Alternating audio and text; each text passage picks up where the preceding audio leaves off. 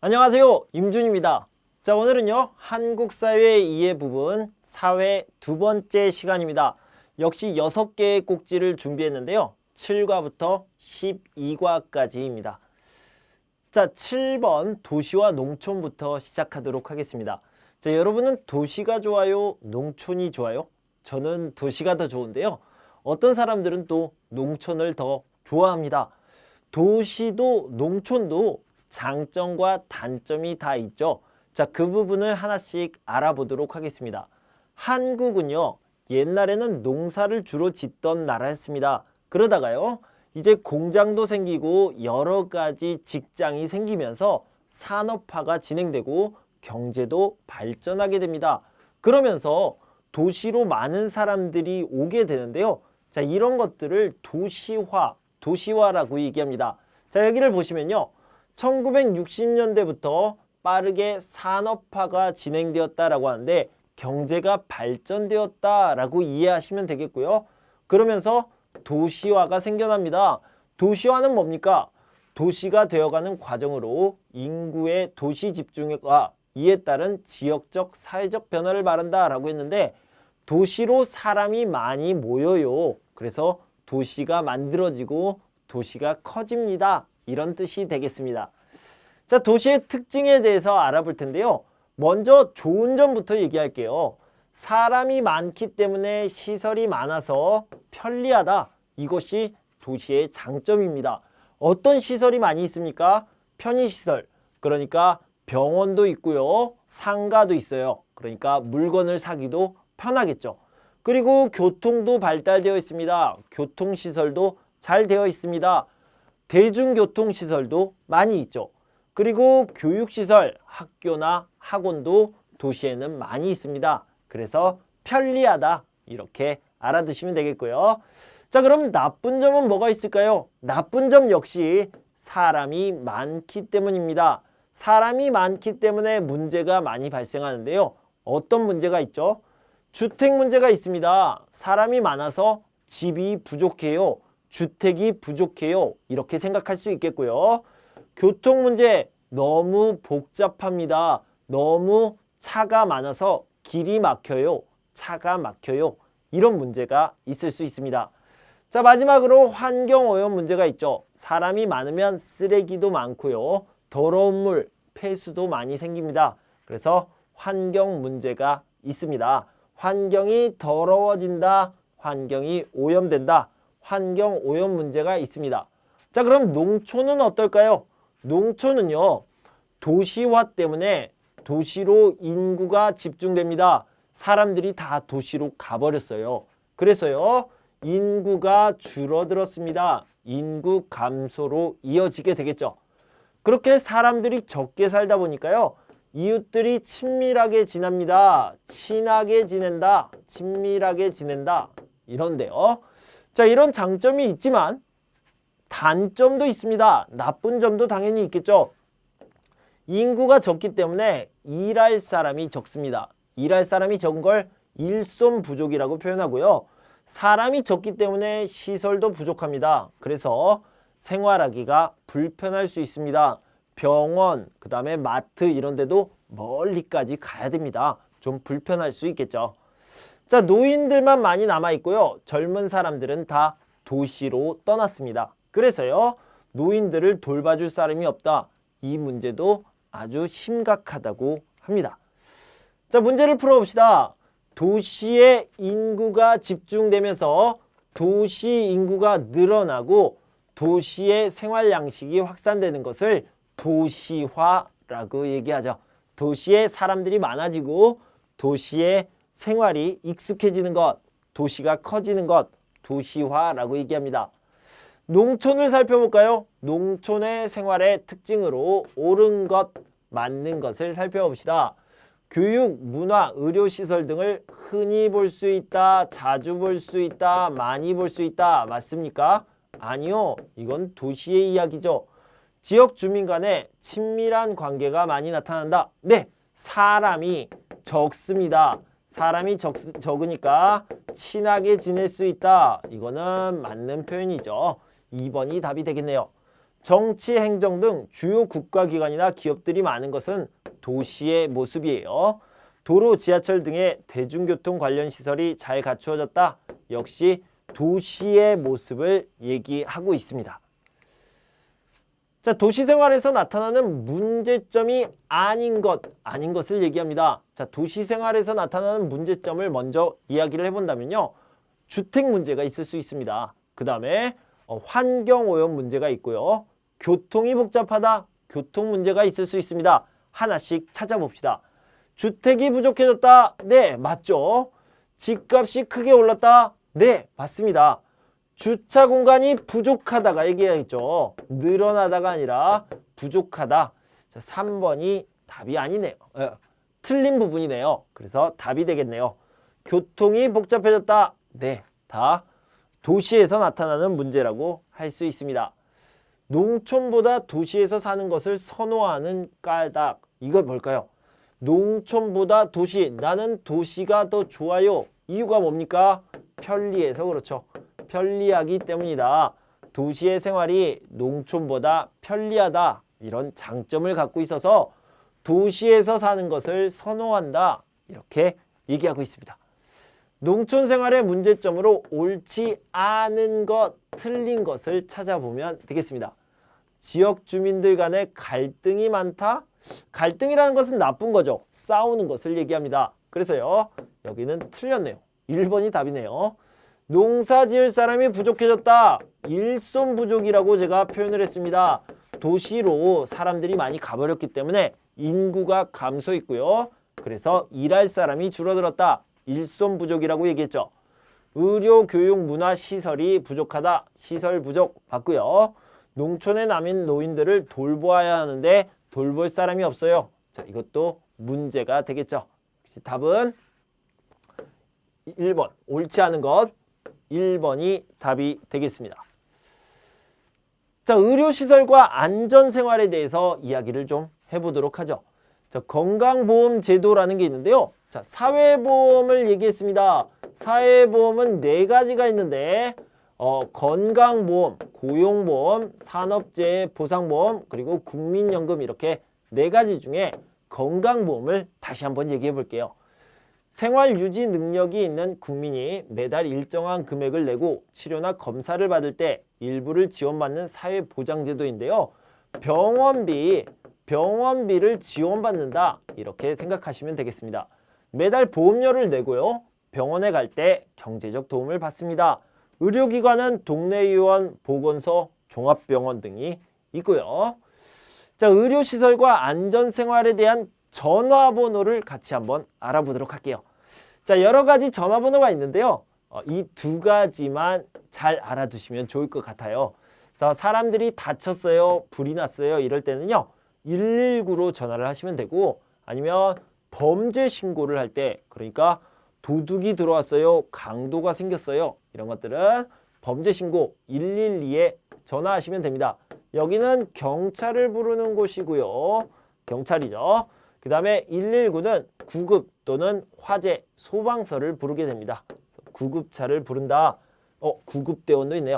구급대원을 부른다. 이렇게 생각하시면 되겠습니다. 자, 문제를 풀어봅시다. 매달 일정 금액의 보험료를 납부하면 아플 때 병원에 가죠. 아플 때 병원에 가는데 저렴한, 싸다, 할인된다, 지원을 받는다. 싸게 의료기관을 이용할 수 있는 제도는요. 건강을 위한 제도입니다. 건강보험제도 이렇게 생각하면 되겠고요. 의료기관에 들어가지 않는 것. 보건소 맞습니다. 동네 의원. 의원은 병원과 비슷한 말이고요. 맞는 말이죠. 대학병원. 병원 당연히 맞죠. 보건복지부는요. 정부입니다. 정부기관이라고 생각하면 되겠습니다. 여기는 관리를 하는 곳이지 의료기관은 아닙니다. 자, 의료시설과 안전생활 계속해서 문제를 보도록 하겠습니다. 보기가 설명하는 의료기관인데요. 보기를 봅시다. 국가에서 운영하는 공공보건기관이고요. 예방접종, 각종검사, 물리치료 등을 받을 수 있는데 가격도 그러니까 병원비도 저렴하다는 특징을 갖고 있다. 자, 이렇게 저는 하나 더 힌트를 드렸습니다. 어디입니까? 바로 보건소죠. 국가에서 운영하는 병원이다. 이렇게 생각하시면 되겠고요. 갑자기 아프거나 다쳤을 때 아프거나 다치면 구급차를 불러야 됩니다. 구급차를 부를 때 어디에 전화하면 됩니까? 119에 전화를 하면 됩니다. 119 꼭 알아두시고요. 112는 경찰이다. 경찰을 찾을 때는 112, 구급차를 찾을 때는 119 알아두시면 좋겠네요. 자, 다음은 보육제도에 대해서 좀 알아보도록 하겠습니다. 출산, 보육 지원 제도가 있는데요. 임신, 출산, 진료비를 지원해주는 제도가 있습니다. 자, 우리나라는 한국은요. 저출산이 문제가 된다고 했습니다. 이 문제를 해결하면 행복해지겠죠. 그래서요. 국민이 행복하려면 아이를 많이 낳아야 되겠죠. 아이를 낳는 것을 도와주는 것을 국민이 행복해지는 카드다. 그래서 국민행복카드라는 것을 만들어서요. 아이를 낳는 것, 임신하고 출산하는 것을 도와줍니다. 자, 아이가 행복해지는 카드는 뭐냐면요. 아이에게 교육을 시키고 보살펴주는 것, 돌봐주는 것을 얘기합니다. 보육비를 지원할 때는 아이 행복카드를 받습니다. 자, 그리고 출산을 장려한다. 출산하세요. 많이 낳으세요. 라고 하기 위해서 지방자치단체에서는요. 출산을 하면 돈을 주거나 출산을 하면 축하한다라고 어떤 지원을 해줍니다. 그래서 출산지원금이나 출산장려금을 주기도 합니다. 양육수당 지급을 하는데 취약 전 만 84개월 미만에게 집에서 키우는 경우 줍니다. 그러니까 유치원, 그 다음에 어린이집 저는 필요 없어요. 제가 기를게요. 그러면 돈을 줍니다. 어떤 돈이요? 양육비를 주게 되죠. 언제까지입니까? 언제까지냐면 초등학교 입학 전까지입니다.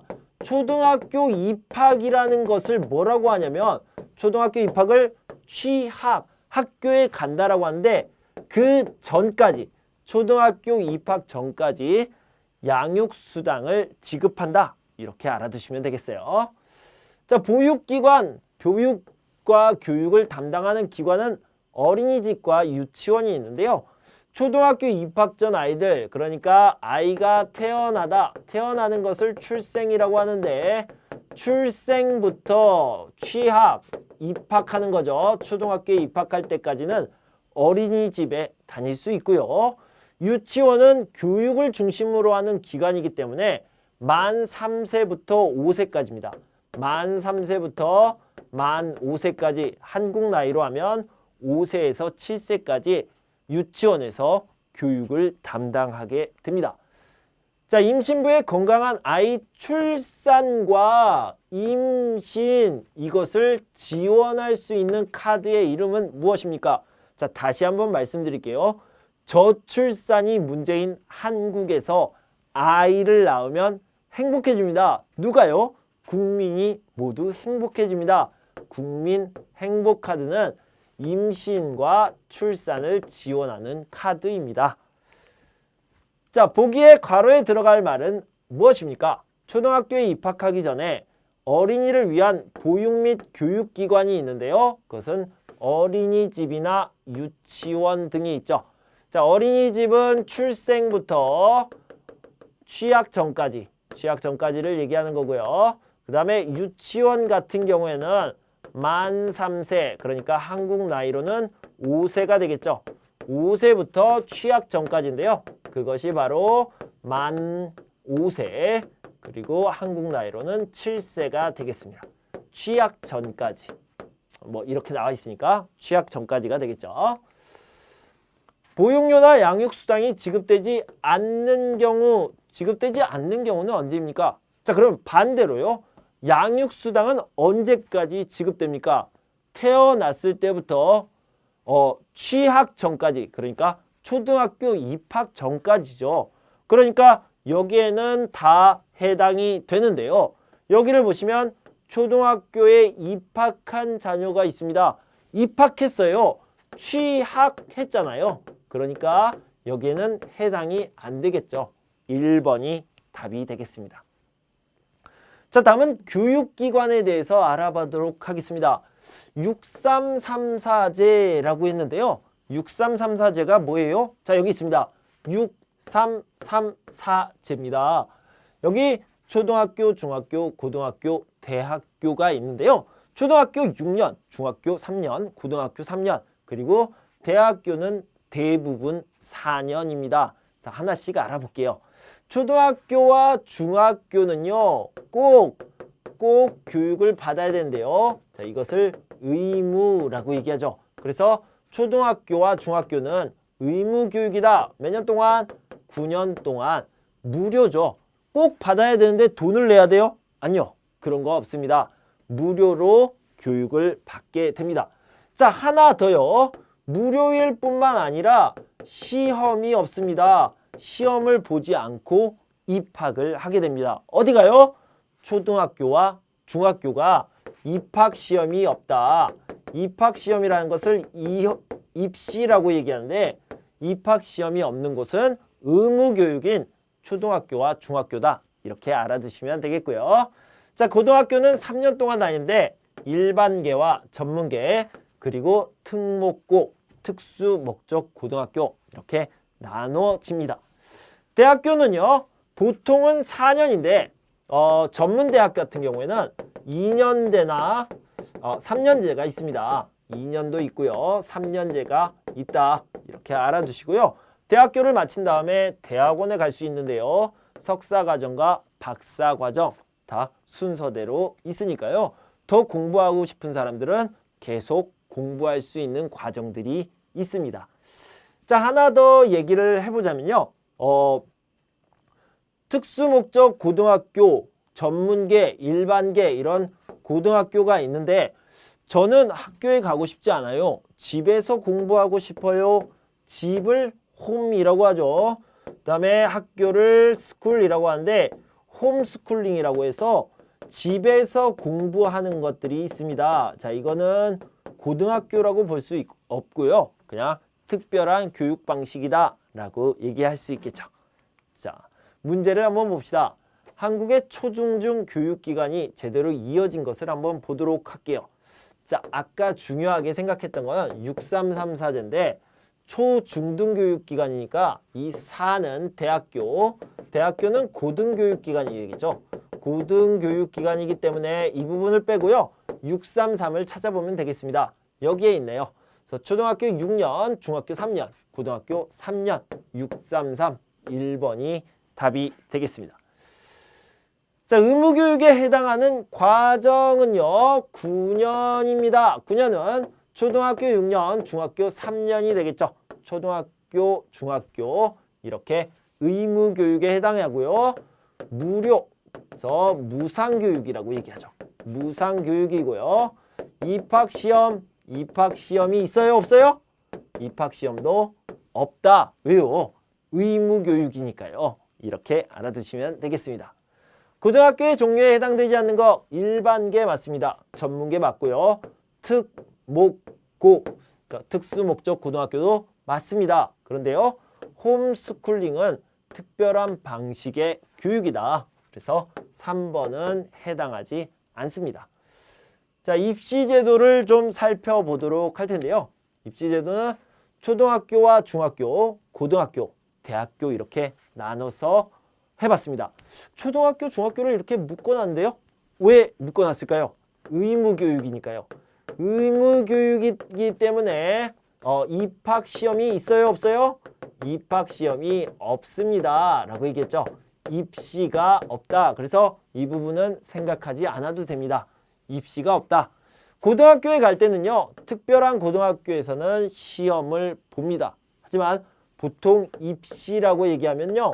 대학 입시를 많이 얘기하죠. 대학교에 입학하기 위해서 시험을 보고요. 아주 오랜 시간 동안 대학교 입학을 위해서 준비를 하게 됩니다. 대학교에 입학하기 위해서 고등학교 3학년 때 시험을 보는데요. 11월에 가장 중요한 시험을 봅니다. 그것은요. 대학교에서 수업을 받아야 됩니다. 학문을 듣는 수업을 받아야 되는데 그 수업을 받을 수 있는 능력이 있습니까? 그 수업을 받을 수 있는 능력이 있는지 없는지 판단하기 위해서 시험을 본대요. 그 시험 이름이 바로 대학 수학 능력 시험입니다. 자, 이 수학이라는 것은요. 1 플러스 1은 2 이런 매스 수학이 아니고요. 수업을 받다, 수업을 받을 수 있는 능력을 평가하는 시험 이렇게 생각하시면 되겠고요. 11월에 시험을 봅니다. 아주 중요한 시험이고요. 이 시험을 통해서 대학교의 합격, 불합격이 결정됩니다. 이렇게 중요한 시험이라고 알아두시면 되겠고요. 자, 한국에서는 이 시험을 굉장히 중요하게 생각하는 이유가요. 교육열이 높은 나라이기 때문입니다. OECD 국가 중에서도요. 대학 진학률이 가장 높을 뿐만 아니라 어느 대학에 가느냐를 굉장히 중요하게 생각하는 나라죠. 자, 왜 그렇게 좋은 대학을 좋아할까요? 왜 이렇게 좋은 대학에 가고 싶어 할까요? 이유는요. 임금, 월급이죠. 회사에서 월급을 받을 때나 결혼, 좋은 여자, 좋은 남자를 만날 때 영향을 많이 미치기 때문입니다. 실제로 사회에서 그렇게 영향을 미치기 때문에 좋은 대학에 가기 위해서 노력하고요. 그래서 입시, 대학교 입학시험을 중요하게 생각하는 겁니다. 그런데 이런 높은 교육열이 문제가 되기도 합니다. 어떤 문제가 있습니까? 자, 먼저 부모님들이 굉장히 어려워합니다. 부담스러워해요. 돈 때문이죠. 사교육비, 학원도 가야 되고 과외도 시켜야 되는데 돈이 너무 비쌉니다. 사교육비 때문에 고민이 많고요. 학생들은 스트레스, 학업 스트레스, 공부 스트레스, 시험 스트레스가 많이 생기죠. 그래서요. 입시 지옥이라는 말도 생겼습니다. 입시 지옥은 뭡니까? 아주 안 좋은 것, 헬이라고 생각할 수 있는데요. 입시 때문에 지옥에 있는 것 같아요. 이런 느낌을 얘기하는 거죠. 그 다음에 가족관계에 좋은 영향을 미치겠습니까? 공부하느라고 스트레스 받아서 가족들끼리 얘기를 안 합니다. 가족 대화가 없어집니다. 이런 것들도 나쁜 것들, 나쁜 영향, 문제점이라고 생각할 수 있겠죠.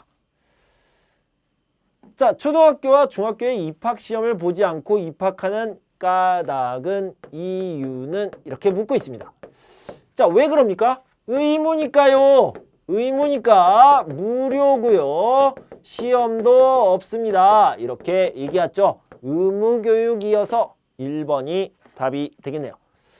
자, 대학 수학능력 시험에 대한 설명으로 옳은 것, 맞는 것을 찾아봅시다. 매년 11월에 실시된다. 가봤고요.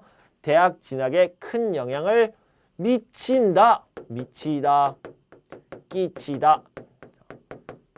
주다. 이 다 자주 쓰는 표현이니까요. 꼭 알아두세요.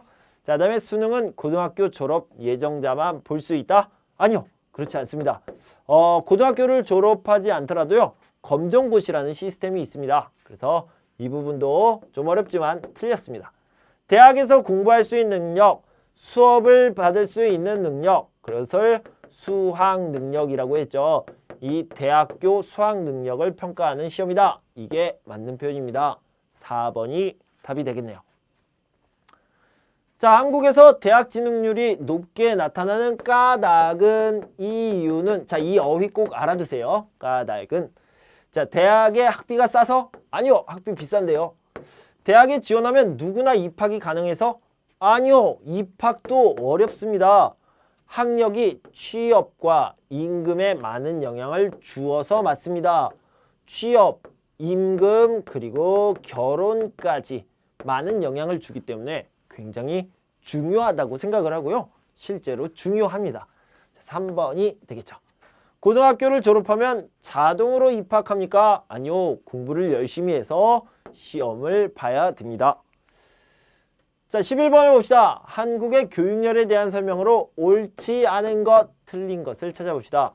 입시 지옥이라는 말을 제가 얘기했습니다. 입시 지옥은요. 힘든 입시 생활을 표현하는 말이죠. 맞습니다. 학원이나 과외 등 사교육을 받을 경우에 돈이 많이 필요하다. 학부모님에게 굉장히 부담스러울 수 있다라고 얘기했죠. 사교육비가 너무 많이 들어요 라고 얘기를 했죠. 네, 한국의 높은 교육열은 우수한 인재를 많이 길러내는데 영향을 끼쳤다. 네, 이 말도 맞습니다. 나쁜 부분도 있지만 좋은 점도 있습니다. 우수한 인재가 많이 생기게 되었죠. 자, 많은 사람들은 좋은 대학이 진학하는 것과 사회의 성공이 관계가 없다? 아니요, 관계가 있을 뿐만 아니라 아주 많다라고 생각을 하고 있죠. 그래서 4번이 답이 되겠습니다. 자, 마지막으로 평생교육에 대해서 좀 알아보도록 하겠죠.